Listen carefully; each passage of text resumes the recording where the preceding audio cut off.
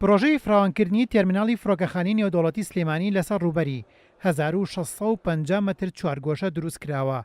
بودجەی تێچووی پرۆژەکەش ملیۆنێک و 137 هەزار دۆلارە. ئەو تەرمیناڵە بە شێوەیەکی ستاندەردی جیهانی دروست کراوە. ئەم پرۆژەیە لەسەر ڕووبەری 1650 مەتر دروست کراوە بە دوو بەش. بەشێکی 550 مەترە کە بەشی ڕۆشتوانی ئەو گەشتیارانەیە کە ڕێیان ئەکەوێتە فڕۆکەخانە بۆ ئەوەی ئەو کەسانی کە بە خواحافیزی شوێنێکیان هەبێت بۆ ئەوەی لە ساتەکانی ئەخیری خواحافیزیا دانیشن و خواحافیزی لە کەسوکاران بکەن، چاوەڕوانی بکەن. ئەم بەشەی کە بەڕێستان تیا دانیشتن و تیادان ئامادەن ڕووبەرەکەی 1100 مەترە بە تەواوی سیستم و ئەو پێداویستانەی کە پێویستە بۆ فڕۆکەخانەیەک. بە خۆشحاڵیەوە ئەڵێم ئەو کۆمپانیایی کە ئەم پرۆژەیە بۆ دەرچوو کۆمپانیای زەریا بوو کە یەکێکە لە کۆمپانیەکانی فارۆ گروپ کە من لێرەوە پێویستەکە سوپاس و پێزانینم بۆ ئەو کۆمپانیایە، بۆ پرۆفشناڵەتی ئەو کۆمپانیایە، بۆ بەڕێوەبردنی ئەو کۆمپانیایە و لەسەر و ئەویشەوە بۆ بەڕێز کاک فارۆق کە زۆر نزیکەوە چاودێری ئەو کۆمپانیایی کرد بۆ جێبەجێکردنی ئەم پرۆژەیە.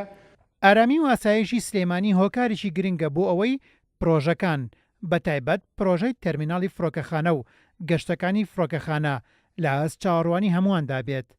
ئەمە وتەی هەڤاڵ ئەبوبەکر پارێزگاری سلێمانی بوو لە مەراسیمەکەدا.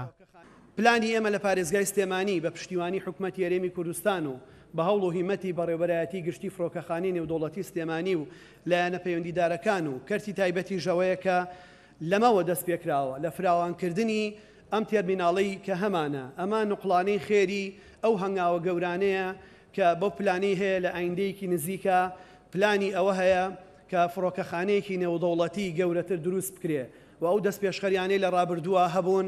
من داوا ئەکەم پرۆژەی استراتیژی لەم شێوەیە نەخرێتە ناو ململانی سیاسیەوە، نەخرێتە ناو ئەجەندای حیزبیەوە.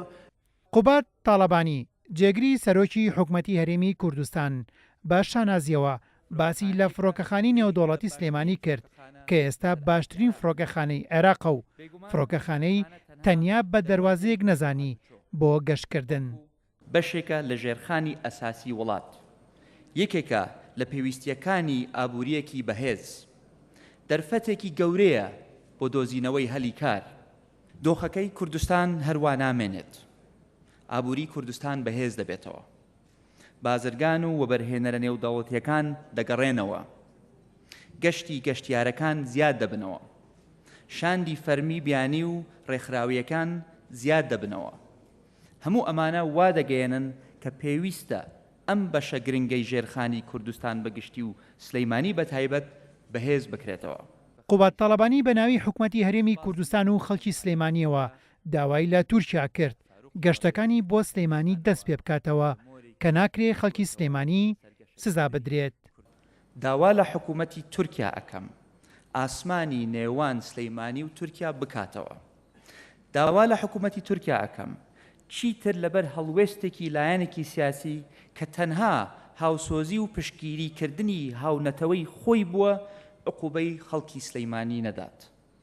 خەڵکی بە شەرەفی سلەیمانی بەشێک نین لە ململانیە سیاسیەکان، بۆیە حەق نییە باجەکەی بدەن. بەردەوامبوونی ئەم سیاسەتە تەنها زەرەر بە خەڵکی سلەیمانی و دەوروبەری ناگەێنێت، بەڵکو دەرگایە لەسەر چەندین کۆمپانیای تورکی دادەخات. جێگری سەرۆکی حکوومەتی هەرێمی کوردستان سوپاسی خۆراگری کارمەندانی فڕۆکەخانەی نێودەوڵەتی سلێمانی کرد کە دوای ڕیفراندۆم و وەستاندنی گەشتەکان زیاتر کاریان کرد بۆ بەرزهێشتنەوەی ناوی فڕۆکەخانەکان و داوای کرد بۆ داهاتوو ڕێگری زیاتر بکەن لە کاری نایاسایی و بازرگانیکردن بە مرۆڤ و ڕوبەڕووی ئەو کەسانش ببنەوە کە فڕۆکەخانە بۆ کاری نایاسایی بەکاردەهێنن. هێمن قادر، کورسات نیۆس، سلێمانی.